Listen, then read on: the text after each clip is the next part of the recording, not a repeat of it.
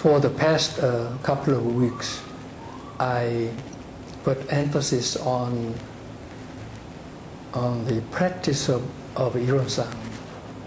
Practice of Ironsang, as we saw, requires an enlightenment to the truth of Ironsang. That is, if you are not enlightened to the truth of Ironsang, you cannot have a genuine practice of Ironsang. So enlightenment to the truth of Ironsang is a necessary prerequisite conditions. However, I didn't explain what the truth of Ironsang, which may take a whole year to explain fully. So I made up my mind to give some kind of a hint to the truth of Ironsang today and next Sunday on the truth of Ironsang, as I understand. Before talking about the truth of Ironsang,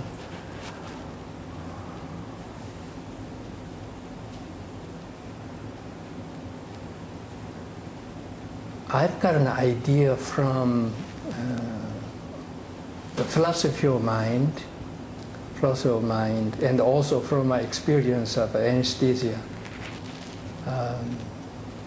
For a surgery, I had to have anesthesia, anesthesia. It was June 26th. I was wondering whether human mind, or even you call human nature, or enlightenment has something to do with your brain, or human mind is independent of the brain for quite a long time. And I taught philosophy of mind or philosophy of psychology for over 10 years at FIU.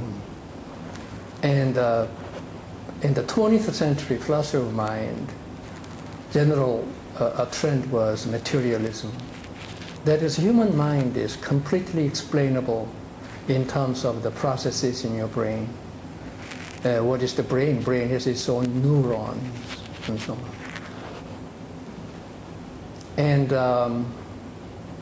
if the materialist theory of mind is correct, then there's a problem. Problem for any religion, which thinks that a soul can be independent. As actually Descartes, the French philosopher Descartes, said in his meditation 5 and 6 that spiritual substance or mind can exist without any body. And he said that in the center of the brain there's a pineal gland, the centermost part of the brain. There's a cavity where the mental and the physical interact. So that if somebody pricks your big toe with a needle, you feel pain. And what that means? It means there's some kind of information through your nervous system from the big toe, and it reaches the pineal gland. And inside of the cavity, there's a mind. Your mind is waiting and being aware of the pain. That's what he says in his meditations. And also, if you are angry, it shows on your face, right? Sometimes you become pale, sometimes red, right? When you're angry, parched lips and so on. So definitely there's a mind-body interaction for Descartes, the French philosopher. But in the 20th century, philosophers are wondering whether Descartes was right, and most of the leading philosophers of mind, of psychology, were arguing for materialism. That is, a mental state can eventually be explained completely in terms of processes in your brain. You know, your brain has neurons, maybe trillions of neurons.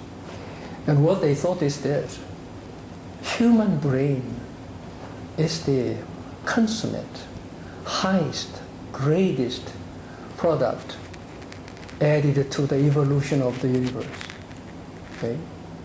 And the brain. And of course, if the materialism is true, I mean, human mind, and in Buddhism we talk about the Buddha nature, enlightened nature, and so on.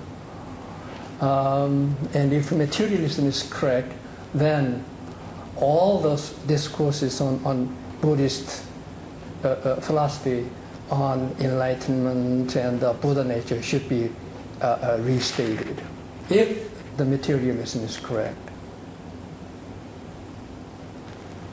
Eventually, it may turn out to be the materialist philosophers are right. I mean, human brain. I thought, what if somebody hits me on the back of my head with a baseball bat real hard? Of course, I will be dead. Suppose I don't die, but somehow I recover my consciousness. What happened between my unconscious, now I'm conscious? Did my consciousness, my mind left my brain because hit by the baseball bat and now came back? No way. Where could it go? So you see, from now on, we cannot ignore philosophy of science, neurophysiology.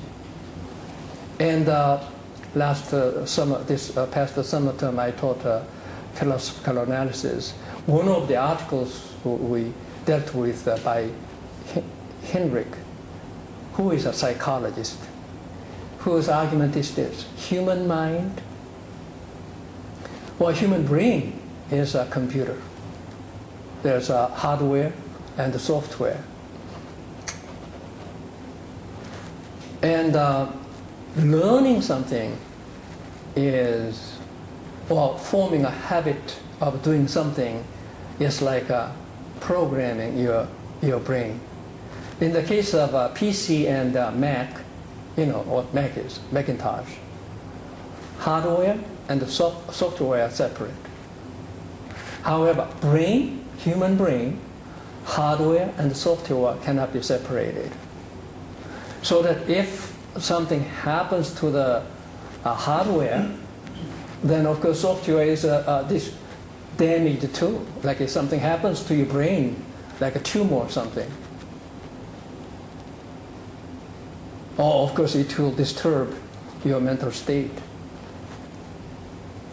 Epilepsy, Alzheimer, all these can best be explained in terms of the processes in your brain. If something is wrong in your brain, that is the cause.